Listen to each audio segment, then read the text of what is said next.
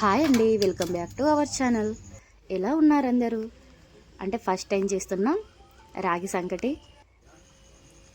అంటే కుదురుతుందో కుదరదో అనుకొని చేసిన, కానీ చాలా బాగా కుదిరింది.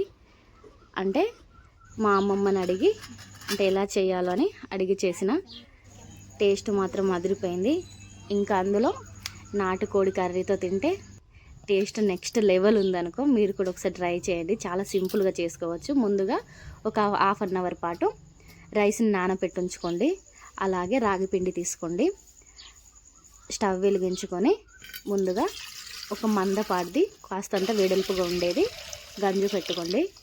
దాంట్లో ఎంత వండాలనుకుంటున్నామో దానికి సరిపడా వాటర్ పోసుకొని కాస్తంత సాల్ట్ వేసుకోండి.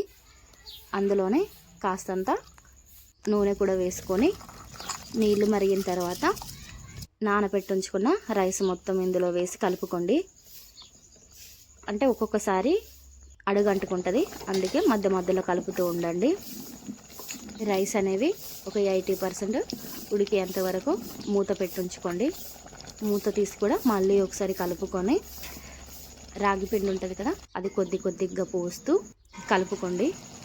ఫస్ట్ టైం కనుక నా ఛానల్ చూస్తే ప్లీజ్ నా ఛానల్ని సబ్స్క్రైబ్ చేయండి. అలాగే లైక్ చేయండి, షేర్ చేయండి, కామెంట్ చేయండి. దీంతోపాటు గంట కూడా కొట్టండి. అంటే నా వీడియోస్ ఒకసారి నా ఛానల్లోకి వెళ్ళి చూడండి. చాలా సింపుల్ రెసిపీస్ ఉంటాయి, అన్నీ హోమ్ మేడ్ రెసిపీసే. చాలా ఈజీగా చేసుకోవచ్చు. ఫస్ట్ టైం చూస్ చేసుకునే అంత ఈజీగా చాలా బాగుంటాయి. ఒకసారి నా ఛానల్లోకి వెళ్ళి చూడండి. మీకు ఎలా అనిపించిందో కామెంట్ కూడా చేయండి.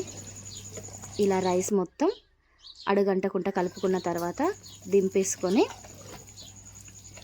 ఒక ప్లేట్లో ఆయిల్ పూసి మళ్ళీ ఇంకొక బౌల్లో కూడా కాస్తంత ఆయిల్ పూసుకొని ఇలా ఉండల్లాగా చేసుకోండి.